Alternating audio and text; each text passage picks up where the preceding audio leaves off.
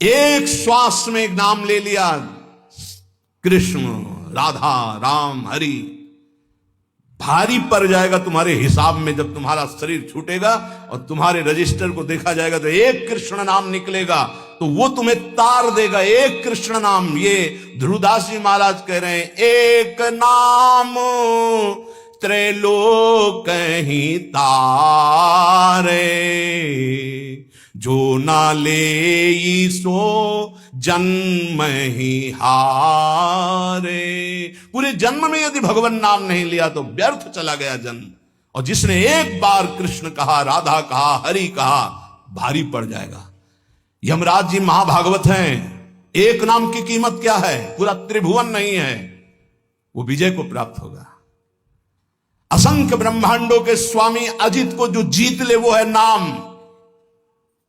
कोई योग के द्वारा उनको वशीभूत नहीं कर सकता, तपस्या के द्वारा नहीं करता, तत्वों की संख्या की गणना करके सांख्य योग के द्वारा उनको वशीभूत नहीं कर सकता। अगर कोई आज तक वशीभूत किया है तो नाम जापक ने किया है। सुमीर पवन सुत पावन नामू, अपने बस कर राखे नाम। ये नामापराध में, 10 नामापराध में एक अपराध है नाम में अर्थवाद की भावना करना। इसलिए जो भक्ति विहीन, उनकी कभी बातें नहीं सुननी चाहिए। बड़े बड़े मंत्रों का जाप, तपस्या, पूजा पाठ, यज्ञ, दान, अनुष्ठान, कोई भी नाम की बराबरी नहीं कर सकता। गंगा में खड़े होकर महाप्रभु चैतन्य देव कह रहे हैं, स्वयं भगवान श्री कृष्ण चंद्रजू कह रहे हैं, न साध्यति माम योगो न सांख्यम धर्म उद्धव न स्वाध्याय तपस्त्यागो यथा भक्तिर ममोर्जिता। भक्ति का स्वरूप क्या है? देवर्षि नारद तदर्पिता अखिलाचारिता तद स्मरणेन परम व्याकुल तेज। हर समय भगवान का स्मरण करते हुए अपने कर्तव्य कर्म को भगवान को समर्पित करना, यह उत्तम भक्ति का लक्षण है। और यही मनुष्य जीवन का परम लाभ है कि प्रभु के चरणों में प्रीति हो जाए। यही ज्ञान का, योग का, धर्म का, कर्म का, सबका फल है। अगर ये नहीं तो बड़ी दुर्गति है। एक बड़ा पशु चलने में असमर्थ, उसके गुदा द्वार से पीछे से कई नोच नोच के उसे खा रहे हैं, और वो केवल चिल्ला रहा है, ना भाग पा रहा है, ना कोई बचाने वाला नहीं। साहब वैसे जिंदा पीछे से नोचे। अब जब तक उसके प्राण रहेंगे कितना भयानक कष्ट पा रहा है। थोड़ा थोड़ा नोच नोच कर खा रहे। विशाल पशु है, भैंसा उठ नहीं सकता, अब उसे खा रहे। जितना छक जाएगा पेट वो चला जाएगा, दूसरा आएगा खाएगा वो चला जाएगा, जब तक उसके प्राण नहीं निकलेंगे। भयंकर कष्ट पा रहा है। ये प्रत्यक्ष यहां की दशा है। नरक आदि की तो कितनी उद्धार कर लो मानव जीवन में, ये मनोरंजन के लिए नहीं है। बहुत भयावह संसार है जिसे तुम देख नहीं पा रहे हो। जलत ज्वालम सीतई स्वपदम करंदई समयतु, ये जलती हुई ज्वाला है। बचना है तो स्वपदम करंदई समयतु, प्रिया प्रीतम के चरणारविंद की शीतलता से इन तीनों तापों का दमन करके प्रिया प्रीतम को प्राप्त कर लो, अन्यथा कोई उपाय नहीं। मनुष्य शरीर छूटा कि धोखा ही धोखा। क्या तुम समझते हो अविनाशी हो तुम? ये तो नहीं समझ पाए तुम अविनाशी हो। तुम तो देह भाव में विचरण करते हुए भोगों में राजी हो, तो तुम्हें देह ही मिलेंगे, लेकिन ये देह नहीं मिलेगी। बार बार ये देह नहीं मिलती। रसिक शिरोमणि श्री ध्रुवदास जी महाराज कह रहे हैं, बार बार तो बनत नहीं यह संजोग अनूप, मानुष तन वृंदा विपिन रसिकन संग विरूप। बहुत बढ़िया अवसर है, अभिमान न करो, प्रार्थना मान लो। ये जो महापुरुषों की वाणी, संतों की वाणी है, ये आपके परम मंगल के लिए है। ये किसी स्वार्थ से युक्त नहीं है। ये तुम्हारे परमार्थ को, परम अर्थ, परम सुख प्रदान करने वाली है। कोई कितना भी तुम्हारी निंदा करे, क्षमा शस्त्रम करे यस्य दुर्जना किम करिष्यति, अतृणे पतितो वह्नि स्वयमेवोप शाम्यति। वैष्णव के पास एक महान अस्त्र है जिससे वो दूसरों को परास्त करता है। क्या? क्षमा। ध्यान देना, ये वो अस्त्र है जो सांप से भी भारी है। उमा क्षमा सापहु ते भारी, अपने कर्म जाय अपकारी। तुम्हें क्षमा शस्त्रम करे यस्य दुर्जना किम करिष्यति, क्षमा रूपी शस्त्र का प्रहार करो, अर्थात क्षमा कर दो। दुर्जन लोग तुम्हारा बिगाड़ नहीं सकते क्योंकि भगवान है। जैसे तिनका जलकर भस्म हो जाता है, ऐसे ये दुर्जन लोग अपने आप सापोहते भारी, वैष्णव को क्षमा करना चाहिए। कहते हैं कि जैसे छात्र क्लास में पढ़ता है, जब उसकी क्लास बदलने का समय आता है तो उसकी परीक्षा होती है, ऐसे साधु वैष्णव की परीक्षा होती है। क्या परीक्षा होती? उसको गाली दी जाएगी, अपमान होगा, निंदा होगी। ये ध्यान देना, ये परीक्षा अगर पास हो गए क्या, क्षमा और शांति, तो आगे क्लास में पहुंच जाओगे भूमिका में, नहीं फिर नीचे बने रहोगे। इस लोक में तुम्हारी चाहे कोई कितनी निंदा करे, तुम उसकी निंदा मत कर देना। निंदा को सहन करना। निंदा दो प्रकार की होती है, एक अपवाद और एक प्रवाद। महाप्रभु चैतन्य देव कहते, अगर बुरा काम तुमने किया और फिर उसकी निंदा हो रही है तो ठीक हो रही है, तुम्हें बचना चाहिए, उसमें भी तुम्हें नाराज होने की जरूरत नहीं। और अगर तुमने बुरा काम नहीं किया और तुम्हारी निंदा हो रही तो बहुत ठीक हो रहा है, तुम्हारा भारी प्रारब्ध जो शरीर में दंड मिलने वाला था वो निंदा के द्वारा काटा जा रहा है। भगवान की विशेष कृपा है। दोनों स्थिति में, प्रवाद और अप्रवाद में भी तुम्हें किसी तरह क्रोध नहीं करना है। बहुत बड़े महापुरुष चरणदास जी महाराज, साधो निंदक मित्र हमारा, निंदक को निकटे ही राखो, हो न देऊ न्यारा, साधो निंदक मित्र हमारा। निंदक नियरे राखिए आंगन कुटी छवाए, कमरे में नहीं बीच आंगन में रखो, उठते बैठते देखे, एक एक दोष वर्णन करे। ये बड़ी बढ़िया बात है। निंदा करने वाले भारी पापों का नाश कर देते, बात मान लो। पर जब निंदा होती है तो ऐसे लगता है जैसे दिया सलाई पेट्रोल डाल के लगा दी गई हो छाती। और उसके प्रति यही आएगा कि अगर तप होता तो राखी करके दिखा देते लोगों को। हाँ, ये अगर अंदर वृत्ति है तो भगवदानंद की अनुभूति नहीं होगी, ध्यान रखना। सहना पड़े अपवाद और प्रवाद। अपवाद, यदि गलती हुई है उसकी निंदा हो रही तो ठीक ही हो रही, उसमें क्या बोलना है। और अगर गलती नहीं हुई, निंदा हो रही तो बहुत ठीक हो रहा, तुम्हारे प्रारब्ध का नाश हो रहा, पूर्व प्राप्त जो शरीर को दंड मिलता और निंदा देके भुगता दिया गया। कह रहे निंदक को निकट ही रखो, बढ़िया सुविधा देके रख सकते हो। प्रशंसा वाले को रखा जाता है नजदीक। खड़े हो माइक। तो आप लोगों के बीच में हम ये बड़े गर्व से कहते हैं कि पूज्य महाराज जी का सानिध्य हमारा परिवर्तन कर दिया। और हम ठीक है, और वही माइक से बोलने लगे बड़ा दुर्भाग्य इनका संग मिला। दृष्टि लो बदल जाए तो कह देला, बड़े बड़ों की बात होती है, छोटों की नहीं। निंदा में अच्छे अच्छों की दृष्टि बदल जाती है, रौद्र दृष्टि हो जाती है।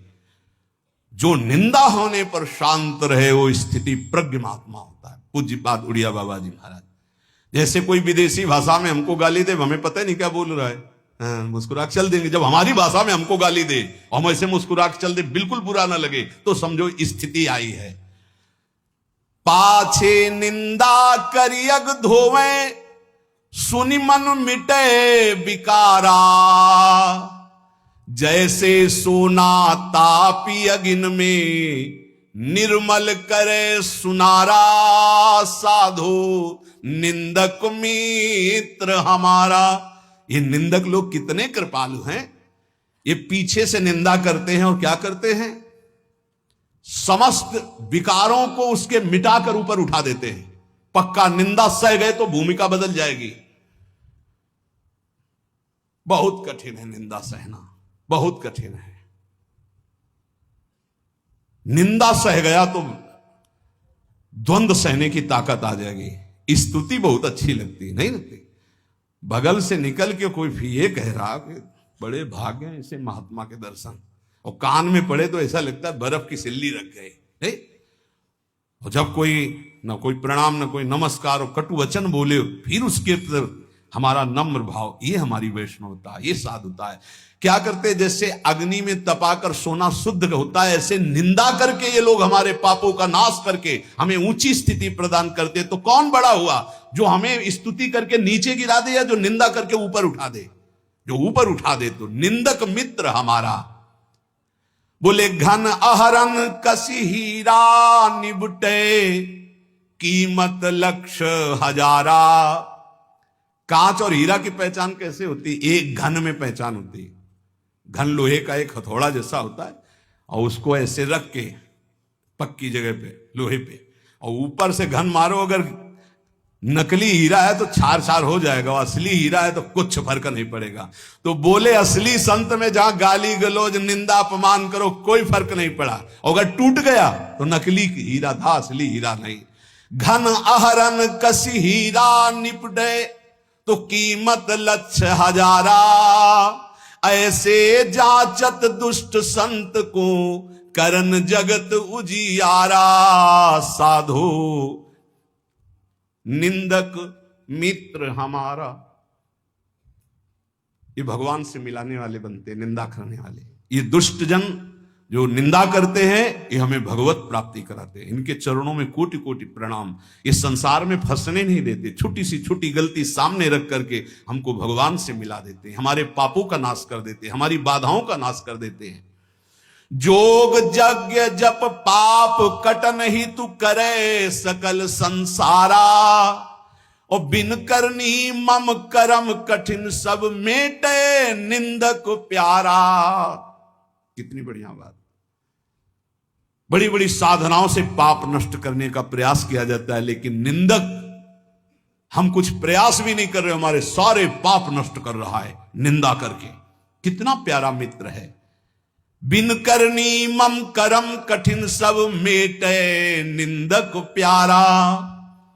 सुखी रहो, ये कोई संत ही बोल सकते हैं, ये केवल संत हृदय बोल सकता है। सुखी रहो निंदक जग माही, रोग न हो तन सारा। हमारी निंदा करने वाला, उतरे भव निधि पारा। ये कोई महात्मा ही बोल सकता है, दूसरे की ताकत ही नहीं। कह रहे हैं निंदक सुखी रहो, इस श्लोक में तुम्हारे शरीर में कोई रोग ना हो, और मेरी निंदा करने वाला परलोक में भगवान को प्राप्त हो। ये मेरा आशीर्वाद है। क्या संत है, क्या इनका हृदय कौन जान सकता है। सुखी रहो निंदक जग माही, रोग न हो तन सारा। हमारी निंदा करने वाला, उतरे भव निधि पारा। साधो निंदक मित्र हमारा। निंदा जो कर रहे हैं, निंदक के चरणों की स्तुति भाखों बारंबारा। चरण दास कहे सुनियो साधु, ये निंदक साधक भारा। ये निंदा करने वाले भगवान की प्राप्ति कराने में बड़े सहायक हैं। हे साधु, कभी इनकी निंदा मत करना। जो तुम्हारी निंदा करे तुम सह जाना, तुम्हें भगवत प्राप्ति करा देंगे, पक्की बात। इसलिए महाप्रभु चैतन्य देव अपने श्रीमुख से कह रहे हैं कि यदि लौकिक और पारलौकिक उन्नति प्राप्त करना चाहते हो, तो तुम अपनी निंदा की कभी अवहेलना मत करना। तुम्हारी निंदा हो रही, बड़े प्यार से चुपचाप सुन लेना और क्षमा कर देना, तो तुम इस परमार्थ के क्लास में ऊपर उठ जाओगे। यदि जीवन में किसी के कोई दैवी संपदा की विशेषता और मां भागवती गुण पाए गए हैं, तो उन्होंने जीवन में बहुत कष्ट सहा है, गालियां सही है, मारपीट सहे, अपमान सहे हैं, तब जाकर वो जैसे स्वर्ण तपाने पर चमकता है, ऐसे वो चमकते हैं। उपासक को लौकिक पारलौकिक उन्नति प्राप्त करने के लिए निंदा, अपमान, तिरस्कार सहना होता है। ये सहने की सामर्थ्य, फिर कह रहा हूं, सदगुरु कृपा पात्र में आती है। जो सदगुरु प्रदत्त नाम जप करता है, मंत्र जप करता है और उनके चरणों में दैन्य होके रहता है, उनकी आज्ञा में रहता है, तो ये सब जितनी सामर्थ्य देवी संपदा की, वो सब जागृत हो जाती है। खूब नाम जप करें, सहनशील बने, सहनशील ही भगवान को आशय उदार धीरज सहित विवेकी, सहनशील, आशय उदार, धीरज सहित विवेकी, ये परमार्थ का विजयी योद्धा होता है। धैर्यवान, विवेकवान, सहनशील, उदार आशय, सबका। देखो कितना उदार आशय। कह रहे हैं जो हमारी निंदा करे कभी अस्वस्थ ना हो, सुखी रहे, जब शरीर छूटे तो भगवान को प्राप्त हो, भवनिधि से पार हो जाए मेरी निंदा करने वाला। क्या महात्मा का हृदय है, बलिहारी है ऐसे महापुरुषों की, जो अपमान और निंदा करने वालों को भगवत प्राप्ति कराते हैं। पूरे महापुरुषों के चरित्रों में यही तो पाया जाता है। हम ऐसे महापुरुषों के बच्चे हैं, उनकी शरण में हैं। तो जैसे पिता के गुण पुत्र में आते हैं, ऐसे आचार्य और गुरु की गुण शिष्य में आते हैं, शरणागतों में आते हैं। हम सब आचार्य की शरण में हैं। ऐसे सहनशील, आशय उदार, धीरज सहित विवेकी गुरुजनों का आश्रय लेकर हम यही लक्षण धारण करें, खूब नाम जप करें। शेष चर्चा आगे। श्री राधा वल्लभ।